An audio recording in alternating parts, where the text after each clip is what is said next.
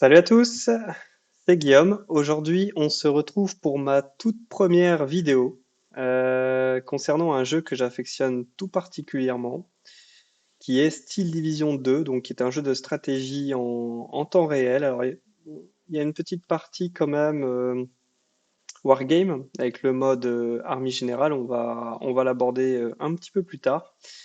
Donc Steel Division 2, donc c'est un jeu de stratégie en temps réel sur la Seconde Guerre mondiale où on dirige soit les forces de l'Axe, soit les forces soviétiques, essentiellement au niveau du front de l'Est. Alors c'est un jeu sur lequel pour le moment j'ai entre 30 et 40 heures, donc c'est vraiment très peu, hein. On peut considérer que je suis encore débutant. J'apprends encore des choses et je fais encore pas mal d'erreurs, mais bon, si ce n'était pas le cas, je pense que je m'amuserais quand même beaucoup moins. C'est vraiment un jeu très intéressant. Surtout le mode Army général, je trouve que c'est un mode assez original et qui demande quand même pas mal de stratégie et d'implication pour réussir. En tout cas, réussir dans les meilleures conditions, parce que si vous jouez au mode Army général, et que vous prenez les soviétiques, vous avez quand même de très grandes chances de réussir. Très clairement, enfin voilà, faut vraiment pas pas s'impliquer pour ne pas réussir. Alors je vais parler quand je dis ça, je parle plutôt des missions niveau 1 là, hein. C'est le niveau de la mission ici, la difficulté niveau 1, niveau 2, niveau 3. Alors me concernant, j'ai déjà fait celle-là. J'ai fait Baranovici, Bérésina. Donc j'ai fait les trois qui sont ici pour débuter. Donc je commençais par le niveau 1, ensuite j'ai fait la deuxième niveau 1, ensuite j'ai fait le niveau 2. Donc aujourd'hui, je pense qu'on va plutôt se lancer sur Vistula. Donc une niveau 3. Ce sera des vidéos assez courtes, hein, je vais faire 20 minutes. Donc on va commencer par celle-là, on va présenter un peu la carte. Et puis après on va jouer. L'objectif, bah, c'est de réussir. Donc bon, c'est une niveau 3, ça va pas être simple, c'est la première fois que je fais une niveau 3 aussi, donc bon, ça va demander un peu de stratégie et puis aussi de réflexion à un autre niveau. Parce que autant les niveaux 1, ça passe tout seul, la niveau 2, ça commence à être un peu plus dur, la niveau 3, il va y avoir quand même pas mal de choses à gérer, pas mal de choses à faire. Et ça, on va pouvoir le voir. Donc Vistula, si ma mémoire est bonne, alors je vais pas vous lire tout ça parce que bah, vous le lirez vous-même quand vous jouerez, je pense que c'est plus simple. Mais c'est vraiment autour de Varsovie en fait. Staline veut s'emparer de Varsovie. C'est vraiment un ordre qui vient de lui directement. Et bah forcément, qui dit ordre de Staline dit rapidité et efficacité, peu importe le coup, peu importe ce que ça demande. Alors ce qui est intéressant aussi avec Steel Division 2 et donc le mode armée générale, c'est qu'il reprend des faits réels. On est vraiment sur un jeu qui prend le temps et qui fait du mieux possible pour retranscrire ce qui s'est passé. Et ça, c'est vraiment super sympa. C'est-à-dire que vous pouvez apprendre des choses en même temps que de jouer. C'est quand même cool. Alors, c'est pas le seul jeu qui fait ça, mais il y en a pas beaucoup qui y mettent autant d'énergie. Allez, on va regarder un peu ce que ça donne. Donc Vistula niveau 3, on a du 27 juillet au 5 août. On a toujours un temps limité. C'est pas un wargame à la Total War où tu passes 300 tours, tant mieux. Là, on a toujours une date de début et une date de fin. Donc ça fait partie de la stratégie aussi à avoir. On peut pas prendre nos temps, appeler 15 000 renforts et puis lancer attaques successives sur attaques successives. Là, il faut quand même vraiment respecter le timing. Donc il faut réfléchir à la fois à la ligne de front et aussi à l'objectif. Ce qui est quand même pas si simple que ça, hein. On a du potentiel après, hein. Il y a de quoi faire, hein. Il y a de quoi faire. Allez, c'est parti. Donc nous, on va prendre les soviétiques. On voit la ligne de front ici, hein, avec les différentes armées. Et puis, bah, l'objectif, c'est d'avancer tout le long et de rejoindre Varsovie. Ici, vous avez le résumé historique. Donc pareil, je vous invite à le lire. Les armées qui sont concernées par ce conflit, des deux côtés. Donc on va mettre le niveau moyen. J'ai pas la prétention de faire beaucoup mieux. Et on y va.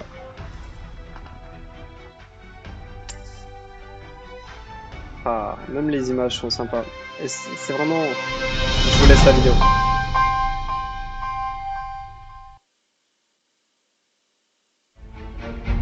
After only 1 month, the carefully planned Operation Bagration was turning into an overwhelming triumph for the Red Army. The German Army Group Center had been destroyed, with the few surviving units and sparse reinforcements rushed to the wide-open front, unable to form a new defensive line. To make matters worse for the Wehrmacht, only half of Marshal Rokossovsky's mighty 1st Belarusian Front had been committed. Fresh troops were ready to spring into action for the next phase of the offensive, which aimed to attack the retreating Germans from 2 directions. On July 20th, the Soviet 2nd Tank Army crossed the Bug River into Poland, its eyes set on the main political prize of Operation Bagration, Warsaw, and with it a crucial bridgehead over the Vistula River. However, the Germans had no intention to give up the Polish capital without a fight. Mustering reinforcements from across the Reich, no less than 5 elite panzer divisions were ordered to converge on the critically important city. Greatly overextended and blinded by the trophy straddling the Vistula River, the Soviets failed to realize they were heading straight into a trap.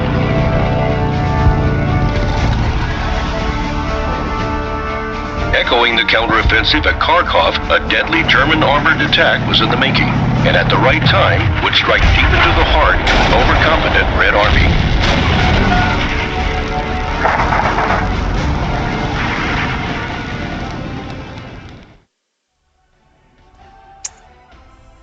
Bon, vous l'avez compris, ça va pas être simple, hein. Les Allemands, ils sont pas prêts de lâcher Varsovie aussi simplement. En plus, ils envoient des renforts blindés d'élite. Et dans le jeu, c'est important. L'expérience est très importante. Il y a du boulot. Allez. Donc on se rapproche depuis 2 directions. Donc on les voit, on distingue. Voilà. Hein, il a réussi à tenir un couloir près de Siedl. Pour les troupes qui se retirent de la route du sud, Varsovie est pratiquement sans défense. Ok. Entre la Kansa, ok. Ok, qui se sont... qui empêchent les soviétiques d'entrer dans Varsovie. Ok, bon, a priori, pas grand-chose. Et il y aurait un énorme fossé. Bon, très bien. Ça nous arrange. La reconnaissance aérienne a fait état d'un possible déchargement de renforts blindés autour de Varsovie. Bon, ok. Un dernier détail, mais digne de mention. Notre avance a atteint la limite d'appui de notre force aérienne. Et oui, effectivement, c'est pas un petit détail, hein. Nous ne pourrons pas profiter de beaucoup de soutien aérien. Et ça, c'est quand même un point très important. Le soutien aérien dans ce jeu est quand même très important. Waouh, waouh, waouh, waouh. Alors, on va prendre le temps de regarder ça sur ces 20 premières minutes. Mais c'est important. Alors, votre mission est de prendre et de maintenir les objectifs clés de Siedlce. Je vais vous éviter la prononciation, hein, quand même. De l'ensemble de ces villes jusqu'au 8 août. On est le 28 juillet. On a 23 tours. Donc ici, vous avez le nombre de tours qu'il nous reste. Le jour, puisqu'on a le matin et l'après-midi. Donc ici, c'est pour passer un tour, hein. Là, c'est donc notre objectif. Et à chaque fois qu'on va avancer, on va gagner des points ici. Et eux, ils vont forcément en perdre aussi. Ça, c'est les renforts. Voilà, on pourra faire des demandes de renforts. Ici, c'est les groupes d'armées de renforts qu'on peut appeler. Et ici, c'est le nombre de points qu'on a. Et quand on clique dessus, alors là, on n'a pas forcément de quoi faire. Ils seront disponibles que le 29 au matin. Et nous sommes le 28, donc forcément, ils ne sont pas encore là. Mais ça demandera 20 points. Et pour 20 points, vous aurez ces unités-là. Donc voilà. Donc ici, on a les renforts. Et là, on a les forces en présence. Et les forces en présence sont assez nombreuses, hein, quand même. Du côté soviétique, vous voyez bien qu'on est costaud. Et alors ici, du côté allemand, ça va vraiment être compliqué. Cette partie-là va vraiment être très compliquée. Alors, ici, c'est les points où les renforts peuvent arriver. Donc suivant l'armée, le renfort arrive à tel ou tel point. Donc il arrive soit ici. Là par exemple la 47e armée, elle arrive directement ici. Donc si je demande des renforts de la 47e armée, ça arrive ici. Ici on a je ne sais pas quoi. On peut peut-être aussi avoir des renforts du nord, ça semble pas. Si on prend ce point-là, on pourra appeler des renforts aussi ici. Et donc nos objectifs sont là. Minsk, Varsovie et Razdimin, ici. Voilà. Donc, je résume. On a 23 tours, à raison d'un matin et d'une après-midi, l'ensemble de ces armées, l'ensemble des renforts à venir, pour récupérer 3 points clés qui se situent a priori pas très loin. Et on a l'air d'avoir un vraiment gros paquet d'armées. Par contre, dans les points négatifs, on n'a pas trop de renforts aériens, voire même pas du tout. En tout cas, moi, j'en vois pas pour le moment. Il n'y a pas d'avion. Les Allemands sont très énervés. Je pense que on risque d'avoir des unités d'élite. Et comme on peut le voir ici, ils sont retranchés. Vous voyez la petite, la petite pelle ici indique qu'ils sont retranchés. C'est très très chiant, surtout quand t'as pas d'appui aérien. Donc on a pas mal d'unités retranchées. Donc ça va être très dur, ça va être très dur. Sachant qu'on n'a pas énormément d'unités d'élite. Par contre, on a vraiment beaucoup d'hommes. Donc ici, la ligne de front est quand même assez énorme. Elle est quand même assez énorme, hein. Voilà, elle s'étend jusqu'ici. Après, là, il n'y a pas trop d'intérêt à aller plus loin. C'est pas très utile. Alors, comment qu'on va faire? On va déjà regarder un peu ce qui se passe. Ici, on a quand même du monde. Mais on n'a pas l'air d'avoir d'unités montées, en tout cas pas trop de blindés. C'est beaucoup des hommes, ils sont retranchés en plus avec des défenses. Alors ici on a un peu d'artillerie. Des hommes, de l'artillerie. Ok. Nous on a des chars. On en a pas qu'un peu et en plus c'est des chars moyens. Voire peut-être même lourds, mais je pense que c'est plutôt des moyens. Donc ça c'est plutôt bon signe. Ça veut dire qu'on va pouvoir tenir la ligne de front. À mon avis, avec les chars, ça va être pas trop mal. Qu'est-ce qu'on a? On a ça, on a une ligne qui est plutôt correcte ici. Alors ici, on a une route. Et vous voyez, on peut directement arriver à Minsk. Alors l'avantage de faire ça, c'est qu'on peut forcément les prendre à un revers ici, les unités là. Et aussi, pourquoi pas, si on continue d'avancer, les couper carrément de leur ravitaillement. D'ailleurs, je pense que c'est la stratégie que je vais tenter alors. Je suis pas naïf, hein, je pense quand même qu'ici il doit y avoir un peu de monde. Mais bon, on va essayer, ça mange pas de pain. Donc on va faire avancer ces armées-là. Ici en plus elle est vraiment pas mal. Celle-là elle est costaud. Et on va les faire avancer jusqu'à Minsk. Voilà. Ici, alors ici le plus gros c'est là. Hein. Vraiment ce bloc-là il est énorme. Il est énorme. On va le grignoter ici. On va le grignoter ici. On va commencer à attaquer ici tout doucement. On va remonter là et on va essayer de les prendre un peu à revers. Ici, ça devrait aller aussi. Je pense qu'on sera pas trop mal non plus pour avancer. Hop, on peut appeler des renforts. La 28e armée, elle arrivera directement ici. Donc la stratégie, la première étape, on va tenter d'avancer jusque Stanislaw. Voilà, avec ces unités-là, on va essayer d'avancer. On va couper en deux les unités. Ici, on va commencer à mettre tout doucement la pression. On va lancer une première attaque, je pense. Ici, pour leur dire qu'on est là et qu'on n'est pas là pour rigoler. On va faire avancer les unités ici. Voilà. Toutes ces unités-là, on va les faire avancer en bloc. On va créer un énorme bloc ici, en fait. Et on va attaquer successivement, par vague, par vague, par vague. Et en attendant, on va faire le petit tour ici, tranquille. Ici, c'est pareil, on va essayer de percer rapidement ici. Et on va essayer de rejoindre cette ville-là. pour pouvoir leur mettre un peu la pression ici. Par contre, on va resserrer aussi un peu les rangs parce que tout ce qui est, par exemple, ce char-là, il est vraiment très loin. Il faut vraiment qu'on resserre la ligne de front. Enfin, en tout cas, c'est comme ça que je vois les choses. Ici, on n'a pas trop de route à prendre, donc on va forcément être bloqué par l'eau. Voilà. Allez, c'est parti. On va leur mettre un petit peu la pression. On va avancer. Voilà. Paf, paf. Alors, c'est pas le moment le plus intéressant, mais il a son importance parce que c'est vraiment là que tout se joue en fait, hein, en fin de compte. Si tu fais une erreur ici, t'as beau gagner, tu peux gagner toutes tes batailles, hein, mais ça enlève quand même à la victoire. Parce qu'à la fin de la campagne, si tu réussis tes 3 objectifs, tu as un bilan quand même hein, qui t'indique combien tu as tué d'unités, combien tu en as perdu, qu'est-ce que tu as repris comme territoire, etc. Donc voilà, c'est bien beau d'arriver ici hein, en héros, mais si derrière tu as perdu toutes tes unités, bon, c'est quand même pas très glorieux. Hein, pas très glorieux. Donc ici, on a commencé à avancer un peu le front. On va avancer la DCA. Voilà. Voilà.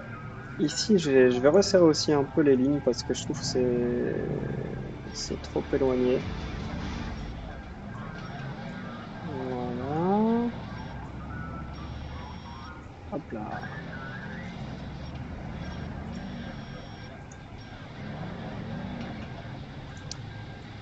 Hop. Alors ici, il y a une route. Hein. On voit qu'il y a une route aussi ici. Ça peut être pas mal. Je l'ai pas bien entrepris. Pas terrible. Hop. Si on va essayer de resserrer un peu là comme ça. Oh là, oh là, oh là, oh là.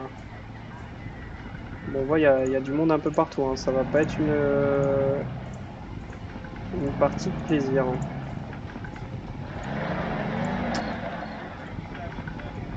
Paf, paf, paf. On resserre. Alors j'aime bien mettre les chars devant. Ça me rassure. Je me dis si j'étais l'ennemi, je vois des chars devant, ça me refroidirait quand même.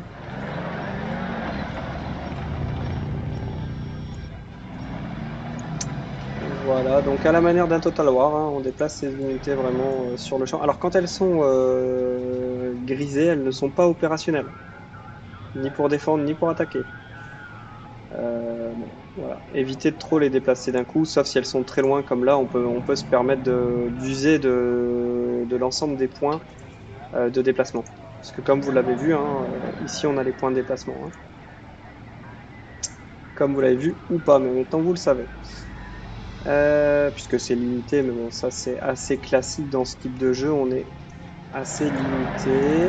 Alors, j'ai bien envie de faire monter les chats. Comme je suis un petit joueur, je prends pas trop de risques. La DC, on va la placer là. L'idée c'est vraiment de se défendre parce que eux, à mon avis, des avions, ils en ont.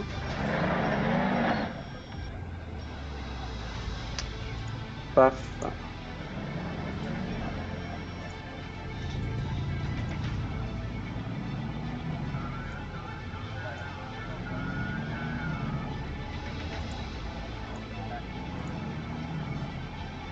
Hop, et voilà pour ici. Alors,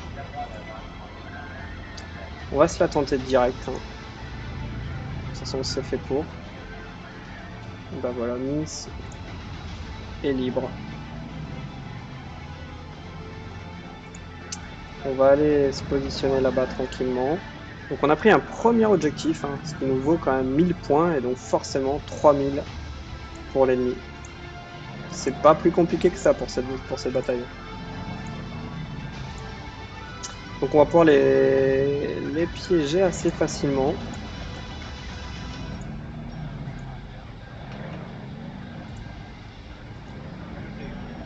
Hop. Et là on va monter. monter. Ici, la DCR, on va la faire monter ici.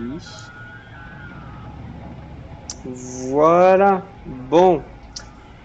Alors, ce qu'on a fait, c'est qu'on a déplacé nos unités, on les a rapprochées du front, on a commencé à les positionner en rapport avec notre stratégie de contournement. Ici et ici. Bon, c'est un peu moins visible ici, mais on voit l'idée. On voit l'idée, c'était vraiment déjà de rejoindre Minsk, qui est ville ouverte, hein. On va l'appeler telle qu'elle est. Et on va venir couper ici la ligne de ravitaillement. Alors on pourrait très bien monter jusqu'à Varsovie, mais à mon avis, Varsovie, ça doit pas être mal. Ça va être bien défendu. Après, il faut pas oublier aussi qu'on a Radzimin à aller chercher, et tout ça en moins de 23 tours. Si vous voulez voir la suite de la vidéo, n'hésitez pas à liker celle-là. Merci en tout cas de votre attention pour cette première. Si vous voulez voir la suite, je vous donne rendez-vous dans quelques heures ou 1 ou 2 jours maximum, le temps de pouvoir la tourner. Et puis c'est pareil, ce sera une vidéo maximum de 20 minutes pour faire le plus vite possible, le plus efficace possible. Et donc sur la prochaine vidéo, on abordera une bataille, puisqu'on va certainement commencer à attaquer le front ici. Et on va attaquer ici. Donc on aura la chance de pouvoir faire une première bataille. Si vous avez des questions, n'hésitez pas à les poser dans les commentaires. Si je peux, j'y répondrai lors de la vidéo ou directement dans les commentaires. Je vous dis à très bientôt. Salut!